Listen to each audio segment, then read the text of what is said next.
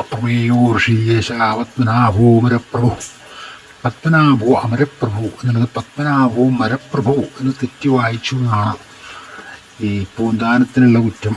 അതായത് ഈ പണ്ട് പൂന്താനൊക്കെ വരുന്ന സമയത്ത് ഈ ബ്രാഹ്മണരെല്ലാവരും കൂടിയിട്ട് ഭഗവാന്റെ നടക്കിൽ നിന്നിട്ട് ഈ സഹസ്രനാമം വ്യാഖ്യാനിക്കുകയാണ്. അതിൻ്റെ ഇടയിൽ പൂന്താനം തെറ്റിപ്പറഞ്ഞു എന്നാണ്, മരപ്രഭു എന്ന് പറഞ്ഞു എന്നുള്ളതാണ്. അപ്പോൾ ഈ മരപ്രഭു ആരാ എന്ന് താങ്കൾ തന്നെ പറയുക എന്ന് പറഞ്ഞിട്ട് പൂന്താനത്തോട് പറയുകയാണ്. അപ്പോൾ ഉള്ളിൽ നിന്ന് ശരീരമായിട്ട് ഭഗവാൻ പറയുകയാണ്, മരപ്രഭുവും ഞാൻ തന്നെ. അതിൻ്റെ ഓർമ്മയ്ക്കായിട്ട് നിർമ്മിച്ചിട്ടുള്ള ഒരു കളിമൺ വിഗ്രഹമാണ് ഇത്. മരപ്രഭു എന്ന സങ്കല്പത്തിൽ നിർമ്മിച്ചിട്ടുള്ളതാണ്.